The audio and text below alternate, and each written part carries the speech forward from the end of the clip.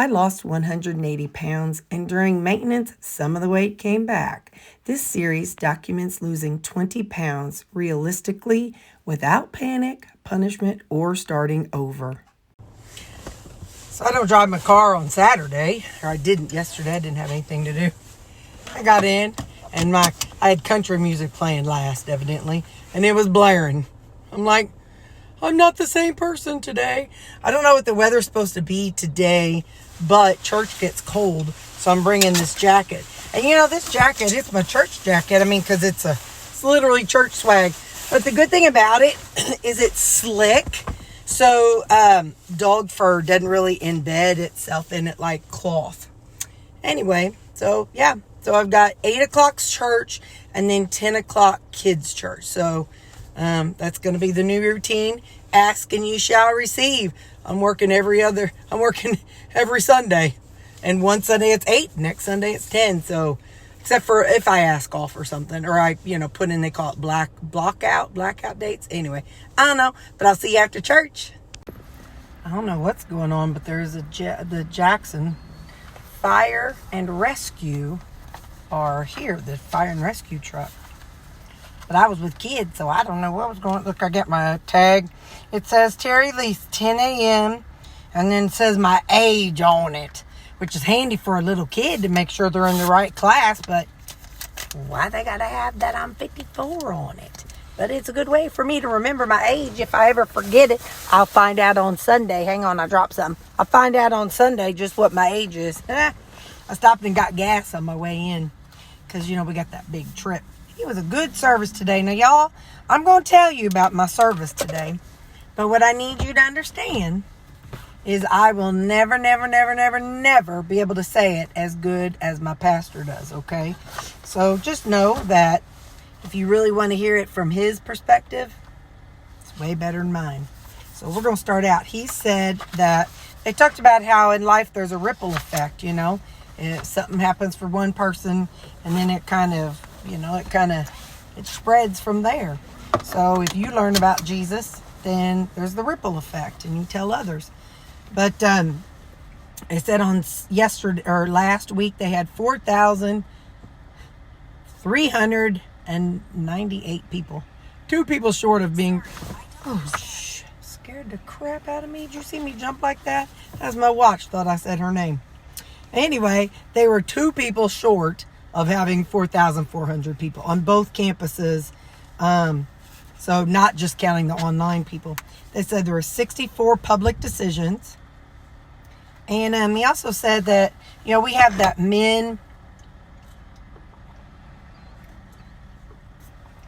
we have the men's teen challenge for men and boys. They're getting a place called Deborah's House. And it's for women that are to go through and work through their program. All right, so let's get on to it. He talked about how when you have a plant, you put it in the ground and you wait. He said if you go out and stick something in the dirt and you go back the next day, what you going to see? Dirt. He said, and so that is called, it's the waiting season.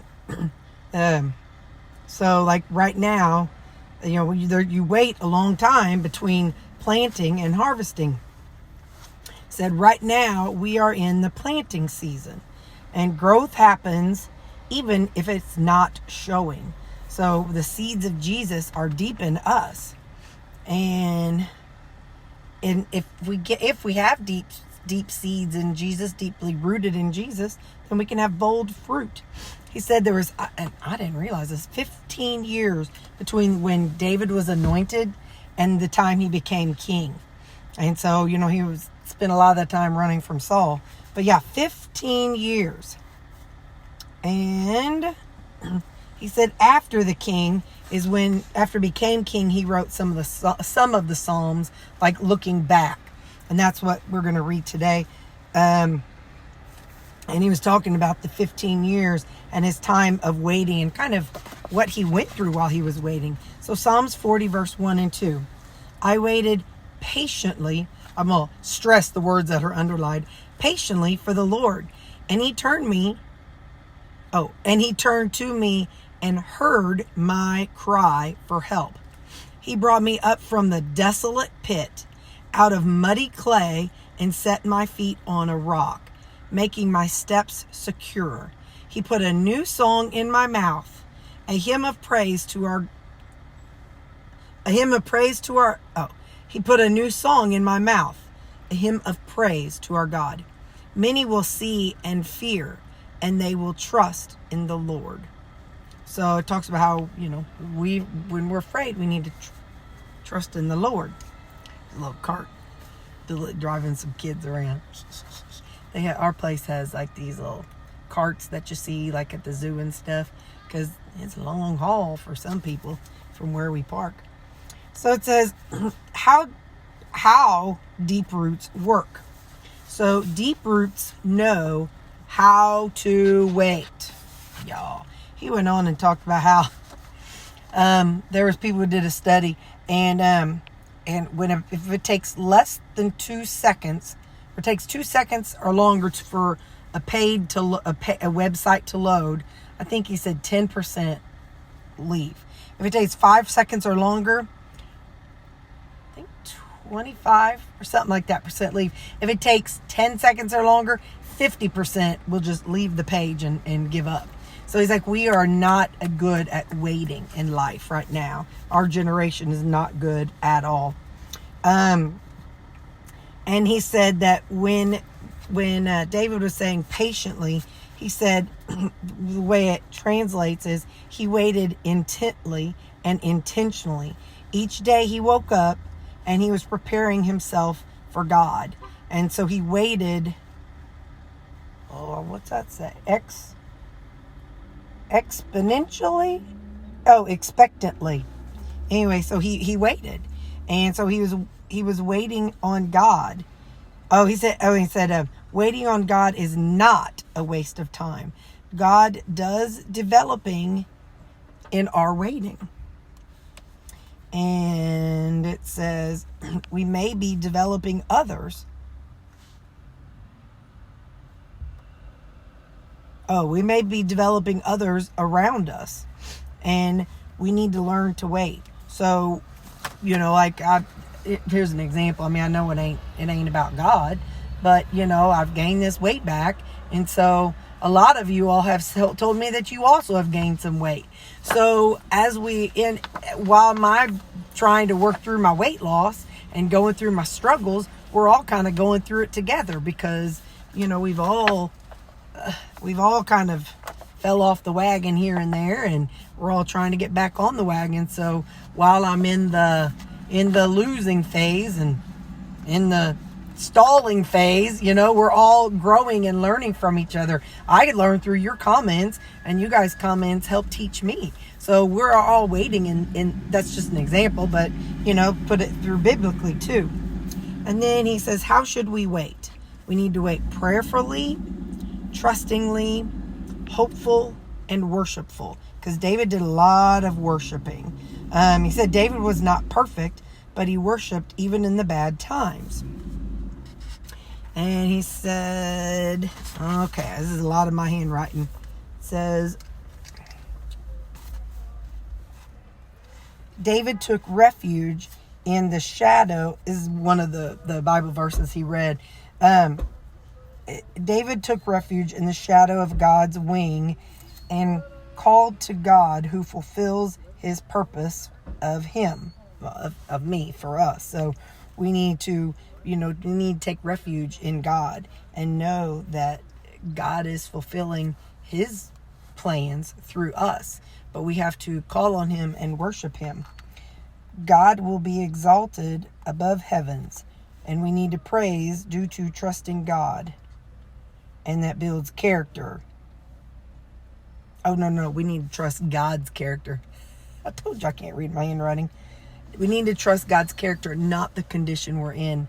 So, when we're in a bad season, a hard season, a heartbreaking season, we need to know that God's with us, and he's got us. We need to trust that God is with us. He's always with us. He's always building us up. So while we are alone, while we may feel alone, we're never alone.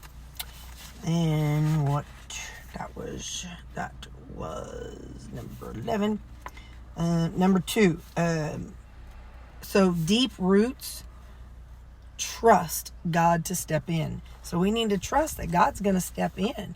And so, no, life ain't perfect all the time. And, for me, the scale ain't going to move all the time. But I need to trust in God that he's going to get me through it if it's meant to be, And then that was number 2. Where'd I go? It said, David was brought from a desolate something. And talking about David was brought from a desolate pit and God set his feet on a rock. Sometimes we're hopeless and helpless, but God repositions us in those times. He's working on us. So deep roots produce bold fruit. So we need to be bold fruit. It says what God does in us, others will see through us and through our testimony. So we don't go through our journey just for us. If we let him, I don't put commas. If we let him, our story becomes someone else's story of help. And then B is, I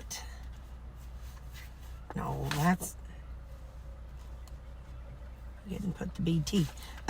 So the big takeaway was the blessed life is one deeply rooted, standing strong.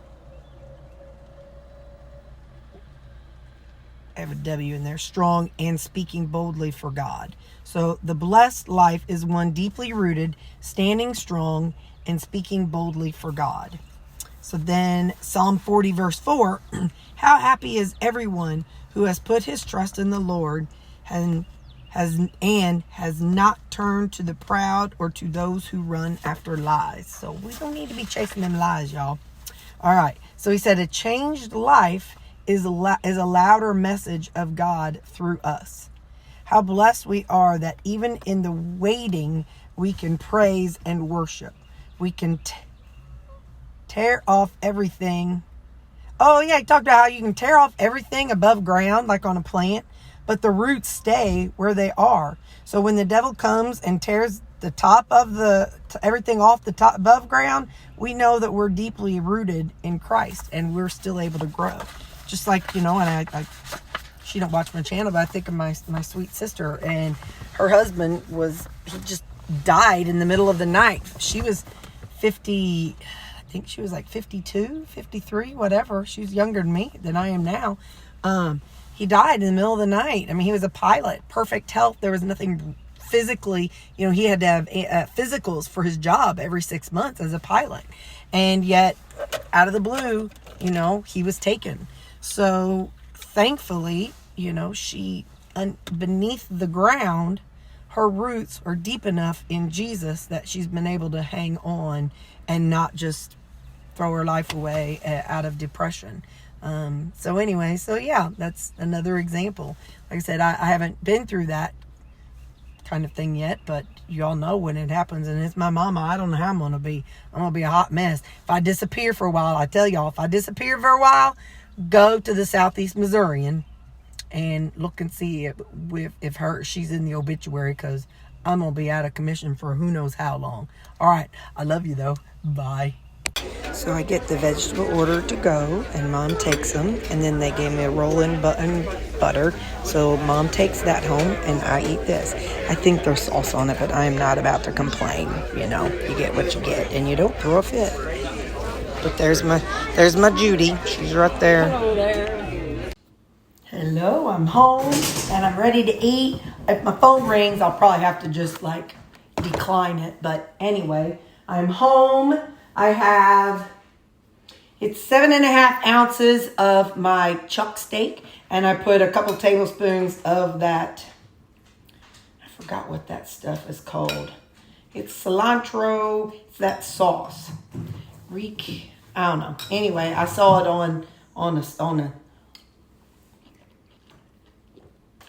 on TikTok. There was a name for it. I think it's like sofrito or something like that.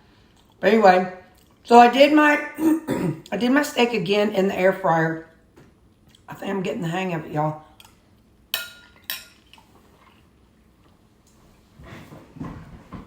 I washed my blanket.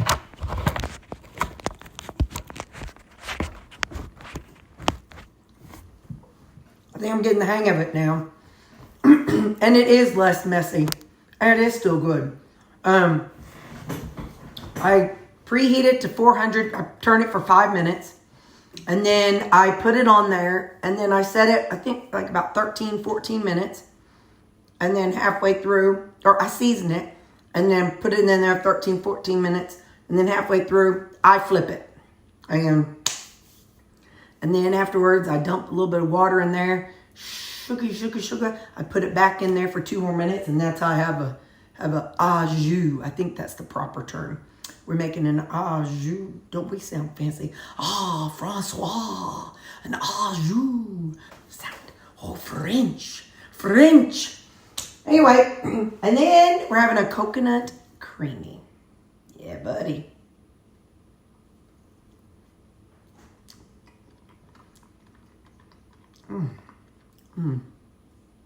Coconut cream pie creamy. I got to talk to you about my water. Hang on. Y'all, I've tried to drink my water without any flavoring. I can't do it. I can't stay hydrated enough. I drink and it doesn't, it's like I don't drink it. It's hard to drink it. But when it's flavored, I can drink and I can drink it easier. So I've reverted to my old ways. And I have my little packets of flavored drink in here.